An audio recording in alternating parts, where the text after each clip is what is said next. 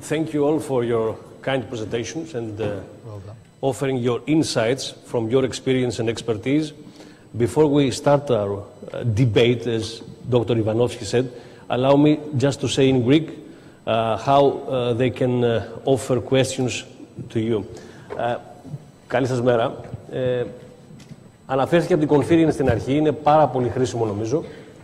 Πηγαίνοντας στην ιστοσελίδα conference.com, βάζετε τον τίτλο της σημερινής εκδήλωσης, το Clinical Research Conference, CRC17. Εκεί μέσα υπάρχει ειδικό πεδίο, στο οποίο μπορείτε να υποβάλλετε ερωτήσεις τελείως ανώνυμα, ακόμα και να κάνετε like σε κάποια ερώτηση που έχει υποβληθεί. Οι ερωτήσεις θα προβάλλονται σε τακτά χρονικά διαστήματα, θα τις βλέπω και στο κινητό μου.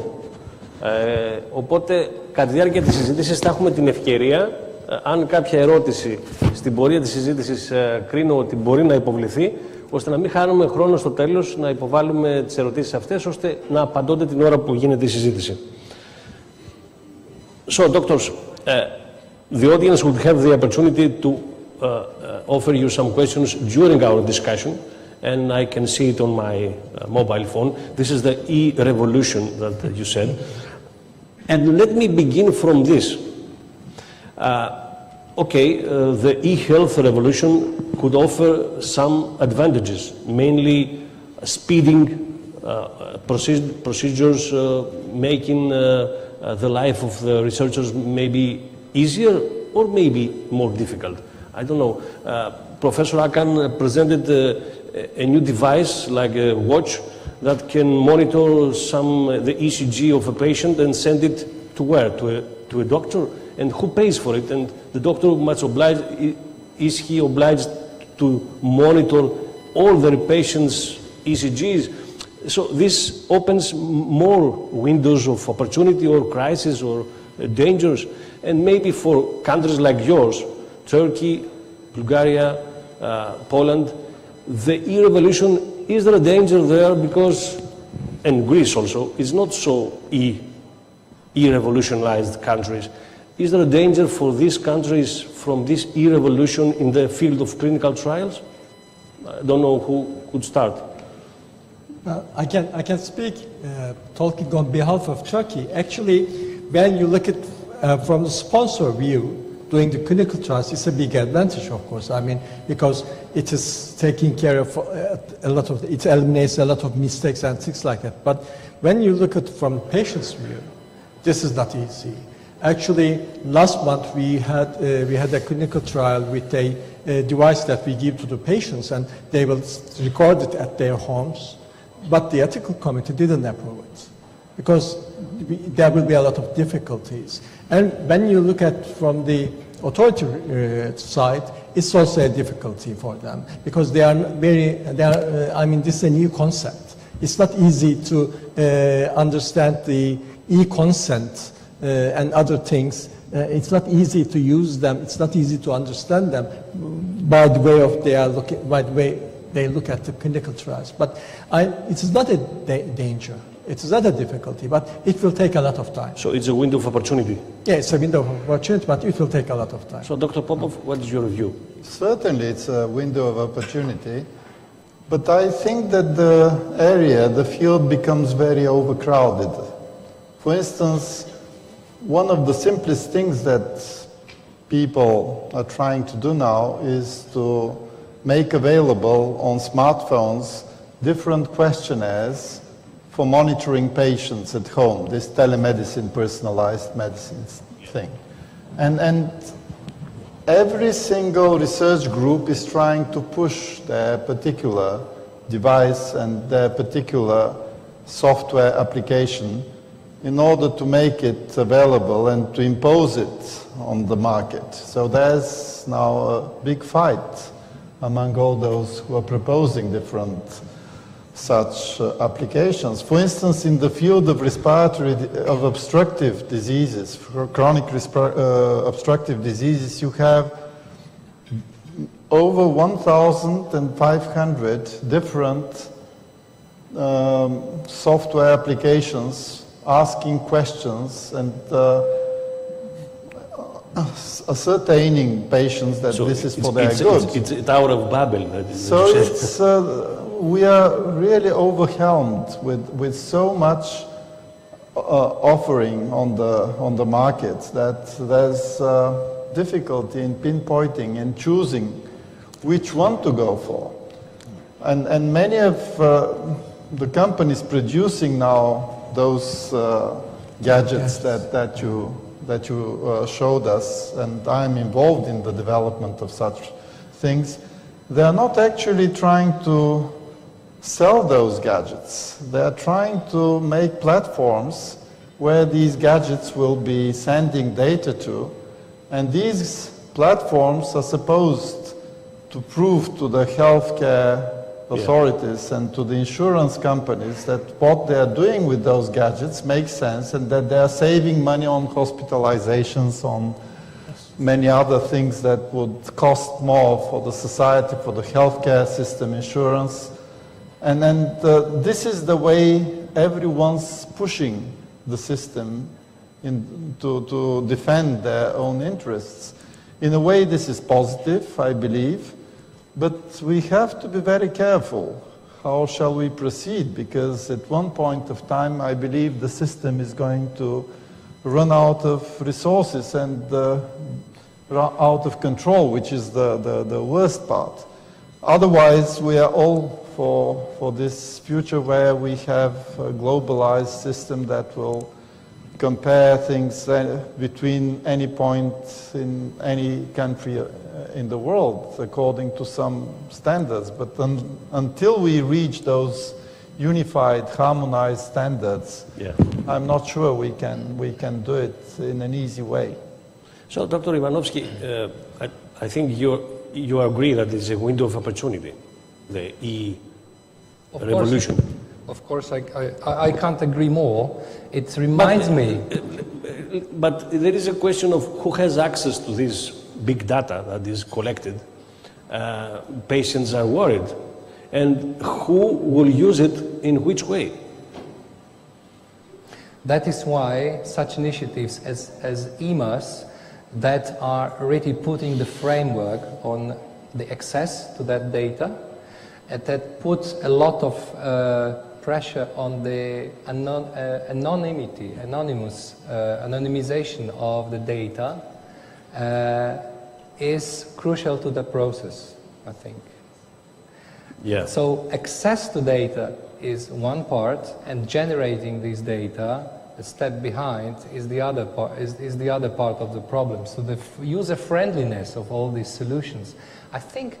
My personal perception is that the designers of all the systems, especially that are designed for patients or for investigators, are still ignoring to some extent the human factor. You know, the human factor, that the people do not think like computers. Yeah. Even if the IT people, sorry if there are some, there are. would love people to think that way. You know, it reminds me of a story of back to 1980s or 90s, where the first pin dot printers were invented and put on the market. You know, and there were prophecies,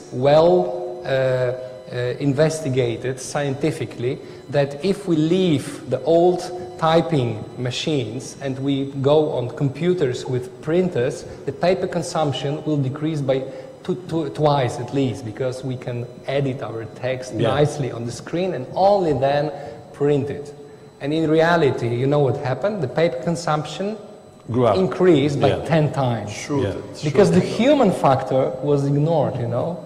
We are not perfect. Maybe one idea is to involve more the patients in in the design of this software and.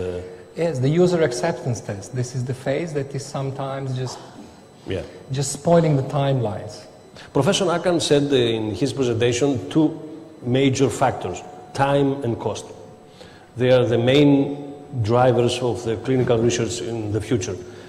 Do you feel that the new EU regulation could offer some advantages in these two areas, speeding things up and maybe lowering the cost? I don't know. What is your feeling about that? Well, interestingly, we are outside EU, so But the thing in Turkey is, if we are doing any new regulation, these regulations all have to go to our Ministry of EU and have to be approved and have to prove that they have to be compatible with the EU regulations. But nowadays we didn't see any reflection of these new regulations to our local regulations. But some of the regulations now we are using in Turkey are quite incompatible with the new, let's say, we only have local ethical committees.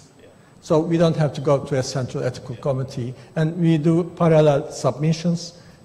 We both go to the authority to have the approval, not the ethical committee approval, but to have the, and at that time we go to the local ethical committee. So we have things in common. And I think the biggest advantage of this is this will shorten the time. I hope so. I mean, you will see that. We are not going to see that, but you will see that. Do you have any challenges in Bulgaria to implement this EU regulation?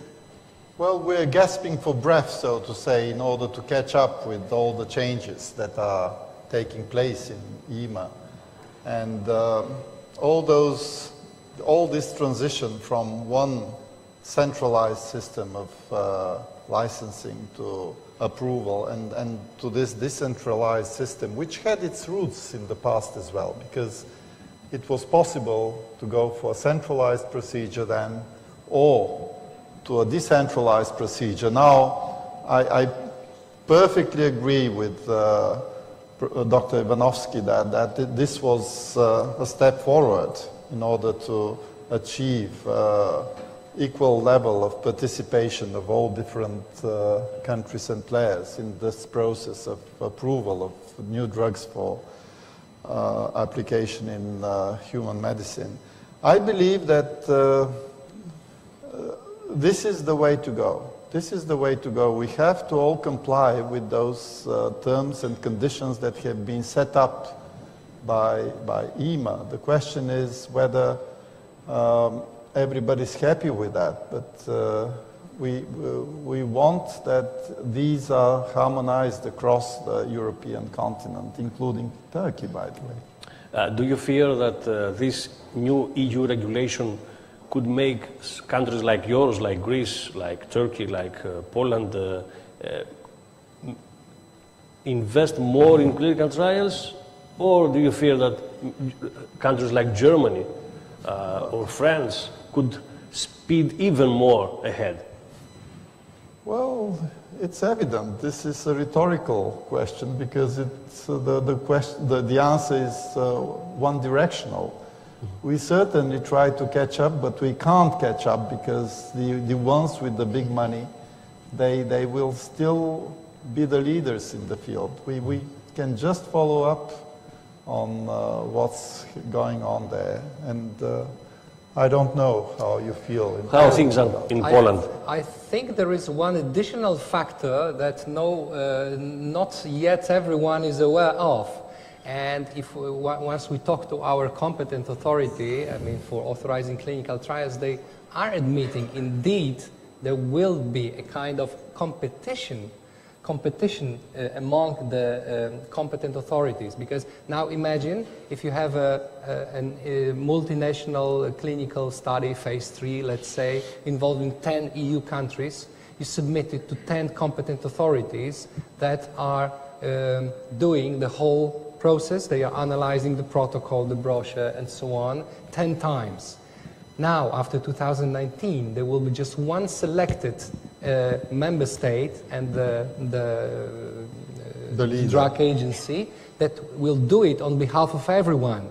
Means that there will be some already saving, yes, in resources, that not 10 countries, but just one country will be dealing with that on a, let's say, full-time basis.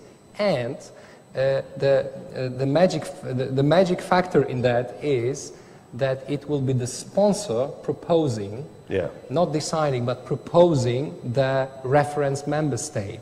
So just imagine. Yeah, but there will be one winner, but there will be 9 losers.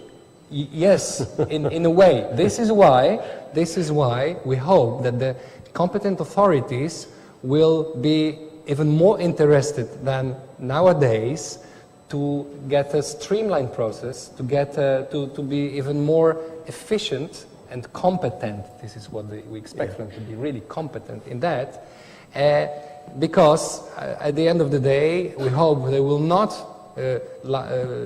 want to be forgotten, right? To be put away by the sponsors. I hope that, like for Greece, your competent authorities would be interested to be in the process and to be selected by some sponsors to act as a reference state, okay? Yeah. So there will be a kind of competition between the member states, and I think it is a good thing. Yeah, good Right? thing if you have... But you see, it's an ideal world, and the truth is that Europe's moving at different speeds for the different countries. And we know that from all those research projects that are part of the framework programs. And you see who are the winners normally, and you see who are just catching up and following and then siding up with the leaders who are mostly from a certain number of countries. Now with this Brexit, this might change a bit, but still the trend would be more or less the same. And no matter what kind of efforts we do in order to change that, there will be always some difference between the different countries, the big countries, the small countries, the north and the south, and so on. Right. This is why, if let's say it would have been the EMA to select the member state, I would be much worried. But I'm much less if it is the sponsor who is proposing, okay? It is a very democratic way, actually. But the sponsors are sort of from those particular states and places and international consortia that are led by the same countries, by the way. Yeah, if, so if you have a German sponsor, I don't think that he would not invest in German sites. Of course, I think it's true. But let me see another point. You said, Dr. Ivanovsky, that the EMA is trying to present more clinical data to the academia, researchers, and even provide information to citizens, to the European citizens. In your country, the citizens in your country, do they know about clinical trials? How do they fear? Do they fear about them? Does the state offer more information to the citizens? Well, in Turkey, we still have the genie of pig syndrome. Yes. I mean, there are a lot of, actually the media, the daily media is not helping us. You can always see the scandals, the things on the newspapers. But as I'm a hematologist, I have an idea about cancer patients. They are different from the others because they are in need. I mean, they need to survive. And so they are following the clinical trials. And the thing in Turkey is... Is it difficult to enroll in the patients in the study? No, not in hematology. Cancer patients, yeah. And the thing in our regulations makes it mandatory to have a transparency. So if you are doing a clinical trial in drugs, in medical devices, you have to put it on a web page. And everybody can see that. The public can see it, like the clinicaltrials.gov. We can use it. So they can have an information, but most of the time they don't look at that. Well, even in clinicaltrials.gov, the information is there, but I don't think it's easy for the patients to understand it. Of course, they don't look at that in Turkey. But what we do is in our department, every month we organize a meeting for the patients, our patients, and most of them are the clinical trial patients, but also the others can come, and we talk about our clinical trials. We try to tell them, but it's quite local. I mean, not a big one. And there are some other centers in Turkey also doing that. So it is a way of reaching the patients. Is there a national Turkish website that can the Turkish citizens get information about clinical trials? There is. Also, I am the head of the Clinical Trials Society, and also we have a web page for the patients. But this is only, I mean, brief things, just the summary of the clinical trials and things like that. Yeah, okay. Dr. Popov, what is the case in Bulgaria? On the whole, there's this general negative feeling that's fueled by the negative reflection in the media of what's going on in clinical trials, the certain misuse of, and some complaints, by the way, because you know this haters approach of made possible by the internet, where people criticize and complain about everything.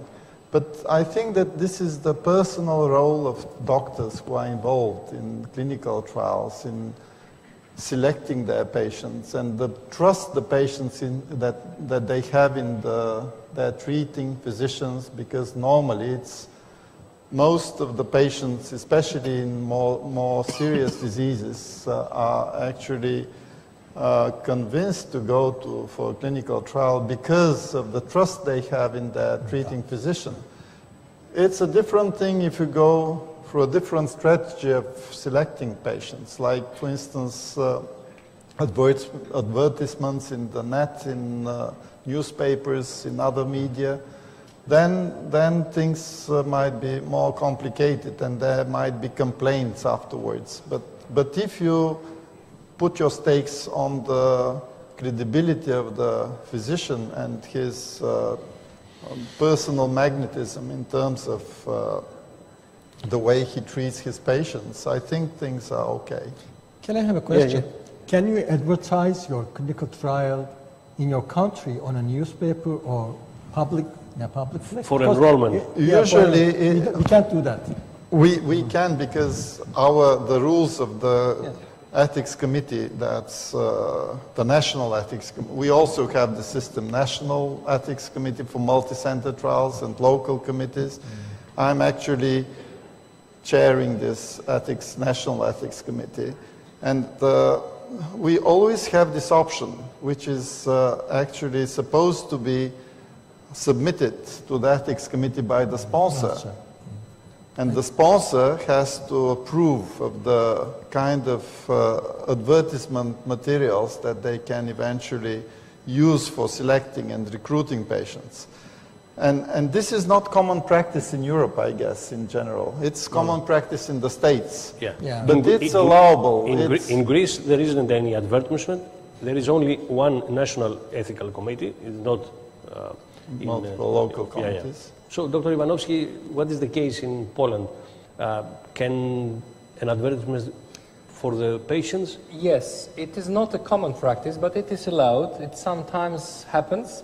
Every kind of such an advertisement needs to be approved by the ethics committee up front, and it's fully allowed. And the public, do they feel that there is experiments in clinical trials and in I guinea would pigs? say, luckily, we are already in the way forward. Means 10 years back, it was 5 years back in my country. This was the era of, these Newsweek or other newspapers with the guinea pigs in patient uniforms and bad pharma industry doing, bad experiments. The bad guys. Yes, I think the journalists have matured. Meanwhile, enough. We have maybe educated them a little bit, and they are now a bit different topics for scandals. As an anecdote, it even happened to our association like 7-8 years back, that we had to make an intervention in one of the soap operas on the television. There is I'm pretty sure in Greece also a lot of movies, soap operas, TV series. also happening in hospitals, okay? Yeah, Hospitals. like Grey's Anatomy. Yes, Grey's Anatomy. So there was one in my country, and it was the part, 1278, and there were no other concept apparently. So there was a clinical study, was welcomed at this hospital, and it would be too boring apparently, just a clinical study, a patient, a monitor, duly checking the files. So they invented fraud. Okay, the investigator was in this soap opera was recruiting the studies, recruiting the patient into the study with violation of inclusion criteria, and the CRA was corrupted, in all that process. So we made an intervention asking, look, it perhaps happens, but this is just the very margin of how the things are, and by showing that to people, to a wide population that had never contact with clinical trials, you actually make a very bad thing, because media are not only impacting our minds, they are shaping our minds nowadays, right? Yeah. We were successful, by the way, to change the scenario. So this is the downside of democracy in a way, because people are so much now keen to go for their personal freedom, their personal rights. Blame the ancient Athenians for that. You know, the first clinical trial, you showed us one clinical trial, which was in the 70s, in the 1700s. But the first clinical trial actually was a comparison between two men. And those two men were prisoners by Carl Gustav IX of Sweden. And he wanted to answer the question, the research question, which is worse for people? Is it tea or coffee? And he fed those two prisoners of equal age every day tea, one, and coffee, two. And he wanted to see who's going to die first. But then there was a coup in the palace. Yeah. The king was beheaded. Yeah. So those prisoners were released. So the first clinical trial turned out undecisive. The audience is asking, which model of clinical trials do you think that will prevail in the future? What model? Adaptive. Yeah. Adaptive. You know, actually this classic, looking from my domain, which are antibiotics, I think and I see that it is more and more rigid. All those phase 2, phase 3, you know, with rigid criteria. Adaptive designs is the future, I think. I also believe the dogma will be broken, and these chains that we are supposed to be bound to need to be changed, and adaptive trials, interim analysis, and more flexible statistical analysis should be applied. Yeah, I share the same feeling, the seamless trials, the basket trials, but the main obstacle we have nowadays is the ethical committees and the authority. They don't know this. So they are rejecting such trials, and they are asking, where's phase 2? So we need some time to make people understand this new designs and methodologies. But I think we are going on the same track. There are groups now around the world, like the Respiratory Effectiveness Group, for instance, which I'm part of. It's a big international group that are pushing for recognition of the real-life studies, no matter whether they're database or other clinical, observational, or real-life studies to complement the classical randomized research. Do you have any digital or patient registries in your country? Yeah, in Turkey we have a registry called Medulla, and Medulla covers nearly everyone in Turkey. Mm-hmm. But I mean, of course we have the problems with the data quality and things like that. But it's a very big registry, and you can find a lot of things there. But nobody produced an article or a trial out of it till this moment. Dr. Ivanovsky, do you have patient registries in Poland, big or that you can use in clinical trials? Not really. There are some which are part mostly of the international registries per therapeutic domain, per disease, but there are hardly.